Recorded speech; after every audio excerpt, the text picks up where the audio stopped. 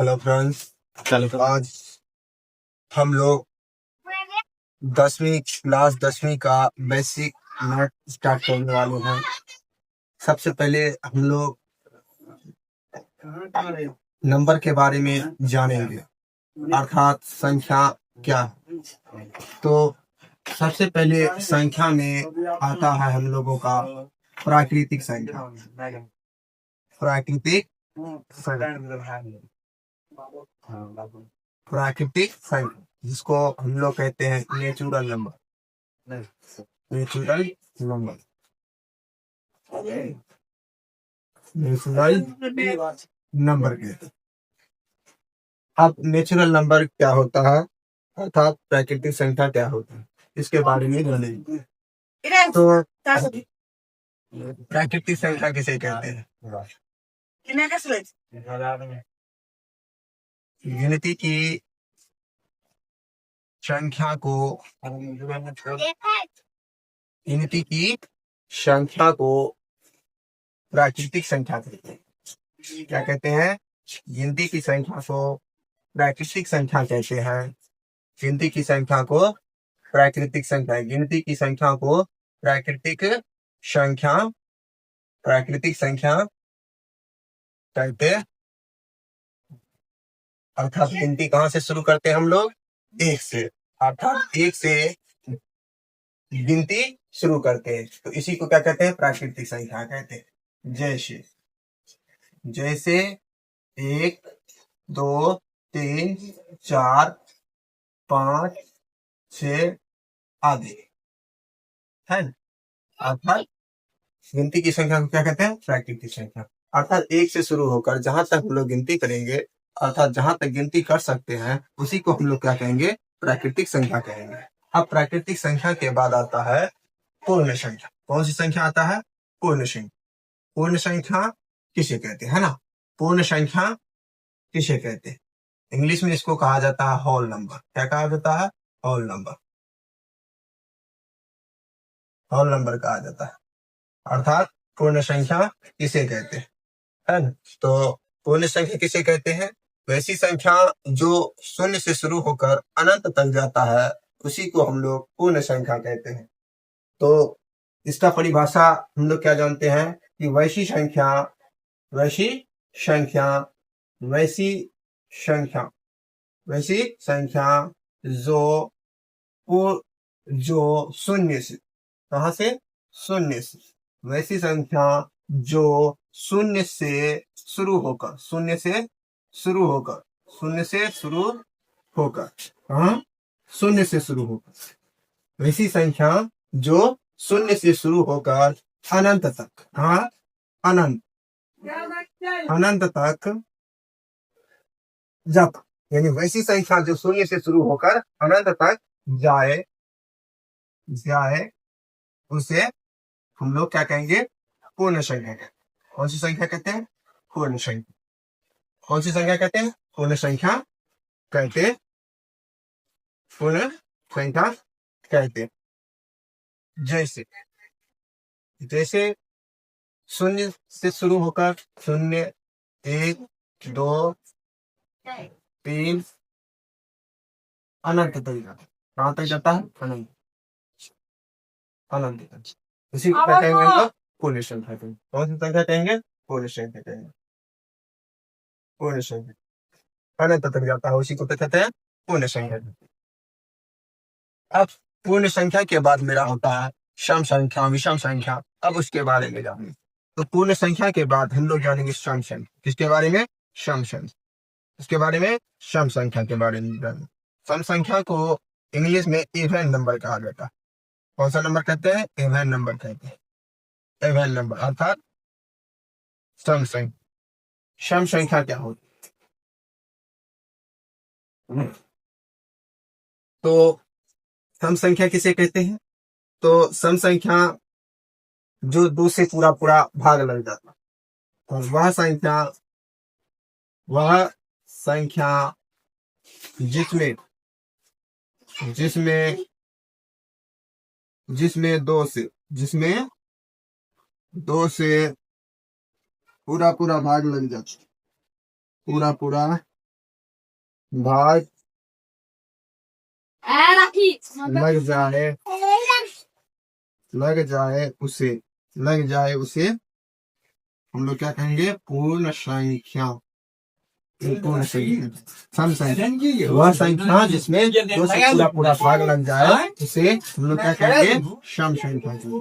सम संख्या सम संख्या सम संख्या कौन सी संख्या कहते हैं? सम संख्या। वह संख्या जिसमें दो से पूरा पूरा भाग लग जाए उसे सम संख्या कहते हैं। जय श्री जय श्री। सम संख्या कहाँ से शुरू हो सकता है? जय श्री। 2 4 6 8 10 10 12 आदि। अब देखिए, 2 में 2 से पूरा पूरा भाग लग जाएगा, 4 में 2 से भाग लग जाएगा, 6 में पूरा पूरा भाग लग जाएगा, 8 में 2 से पूरा पूरा भाग लग जाएगा, 10 में 2 से पूरा पूरा भाग लग जाएगा, 12 में 2 से पूरा ऐसे ही आगे 14 से 16 से 18 से 20 से 22 से। तो ये सभी संख्या क्या है? सम संख्या है। तो कभी कभी एग्जाम में आपको देता है कि इनमें से कौन सम संख्या है। तो हम लोग अभी जाने प्राकृतिक संख्या, पूर्ण संख्या, सम संख्या। अब इसके बाद हम लोग जानेंगे विषम संख्या के बारे में कि विषम संख्या किसे कहते हैं। तो विषम संख्या किसे कहा जाता है? तो जो 2 से पूरा पूरा नहीं लगता है उसको हम लोग विषम संख्या कहते हैं। तो विषम संख्या के बारे में जानेंगे। विषम संख्या को विषम संख्या को इंग्लिश में ऑड नंबर कहा जाता है। क्या कहा जाता है? Odd number. ऑड नंबर विषम संख्या को क्या कहते हैं? इंग्लिश में ऑड नंबर कहते हैं। अब ऑड नंबर क्या होता है? तो वह संख्या जिसमें जिसमें जिसमें दो से वह संख्या जिसमें 2 से पूरा पूरा भाग नहीं लगे, 2 से पूरा पूरा